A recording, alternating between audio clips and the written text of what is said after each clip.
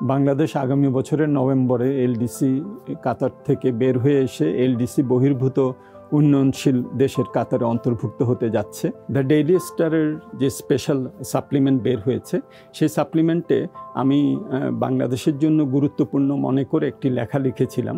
সেই লেখাটিতে আমি বাংলাদেশের স্বল্পোন্নত দেশ থেকে উত্তরণ, এটা পেছানো, এটা কি সম্ভাবনা আছে কি না, যৌক্তিকতা কতটুকু আছে, আমাদেরকে এটার জন্য প্রস্তুতিমূলক কী পদক্ষেপ নিতে হবে, এটা নিয়ে আমি বিস্তারিত লিখেছি। সেই লেখাটির প্রসঙ্গে এখন আমি সেখানে আমার যেসব যুক্তিগুলি আমি তুলে ধরেছিলাম, সেটা আমি এখন আপনাদের সামনে কয়েকটি কথায় প্রকাশ করতে চেষ্টা করছি। বাংলাদেশ আগামী বছরের নভেম্বরে এলডিসি কাতার থেকে বের হয়ে এসে এলডিসি বহির্ভূত উন্নয়নশীল দেশের কাতারে অন্তর্ভুক্ত হতে যাচ্ছে। একদিকে এটা বাংলাদেশের অর্থনীতির জন্য, বাংলাদেশের দেশ হিসাবে এবং জনগণ হিসাবে এটা আমাদের জন্য অবশ্যই একটা ইতিবাচক একটা উত্তরণ। কারণ হলো এটার মাধ্যমে বাংলাদেশের যে ধারাবাহিক যে আর্থসামাজিক উন্নতি হয়েছে, এটা একটা ইঙ্গিত দেয়। এবং এটাও আমাদেরকে মনে রাখতে হবে যে মাথাপিছু আয় বলি বা অর্থনৈতিক ভঙ্গুরতার সূচক বা আমাদের মানব সম্পদ সূচক, তিনটিতেই কিন্তু বাংলাদেশ উত্তরণ করছে। সুতরাং এটা বাংলাদেশের ব্র্যান্ডিংয়ের জন্য এটা একটা ইতিবাচক হবে। এবং আমরা আশা করছি যে এটা আমাদের যে বৈদেশিক যে বিনিয়োগ আকর্ষণ, বা আমরা যদি বাইরে যে সভরেন কোনো ক্রেডিট রেটিং ইত্যাদি করতে চাই, তাহলেও সেটার একটা ইতিবাচক এটার প্রভাব পড়বে। কিন্তু একই সাথে আমাদের এটাও মনে রাখতে হবে যে এই উত্তরণের যখন আমাদের হবে, তখন কিন্তু আমাদের যে বাজার সুবিধা যেগুলো আমরা পাই, আমাদের রপ্তানিত্ব প্রায় 70% বিভিন্ন বাজার সুবিধা নিয়ে যায়, সেখানে কিন্তু প্রতিযোগিতা আরও বাড়বে এবং আমাদেরকে শুল্ক দিয়ে সেখানে ঢুকতে হবে। আমাদের যে বিভিন্ন ইন্টেলেকচুয়াল প্রপার্টি রাইটস যেগুলো আমাদেরকে মানতে হবে, সেখানেও কিন্তু আমাদের মান্যতার যে প্রয়োজন, সেটাও অনেক বেড়ে যাবে। সেটার প্রেক্ষিতে আমাদের প্রস্তুতির দরকার আছে।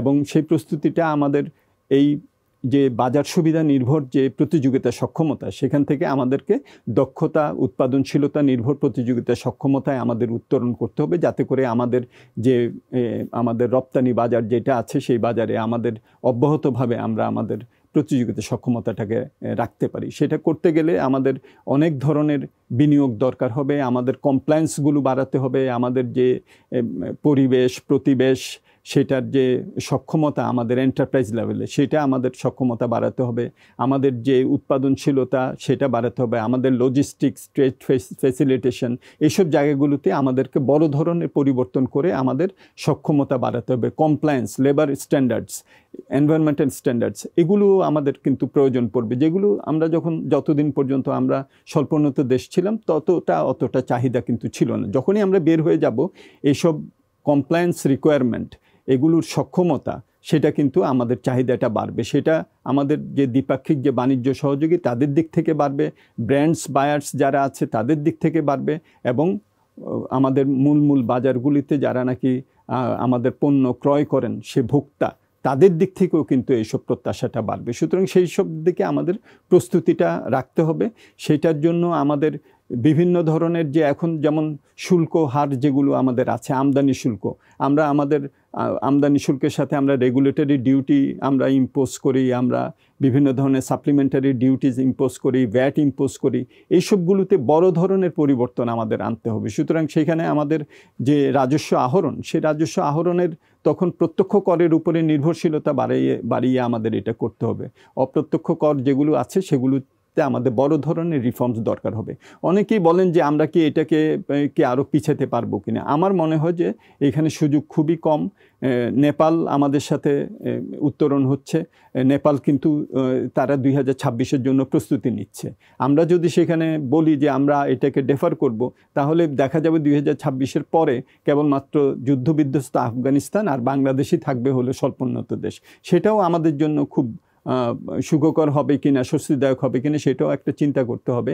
আর অন্য দিক থেকে আমরা এটা যে এটা হতে পারে না, যেমন অ্যাঙ্গোলা তার হওয়ার কথা ছিল, সে এটাকে ডেফার করেছে, সলোমন আইল্যান্ডস ডেফার করেছে, কিন্তু বাংলাদেশের পক্ষে এটা যুক্তিসঙ্গতভাবে দাঁড় করানো এটা কিন্তু খুব কঠিন হবে। সুতরাং আমাদের স্মার্ট যে দৃষ্টিভঙ্গিটা হওয়া দরকার, সেটা হলো যে আমরা প্রস্তুতিটা নেই এবং 2026-এ যাতে আমরা উত্তরণ করতে পারি সক্ষমতার সাথে সেইটা।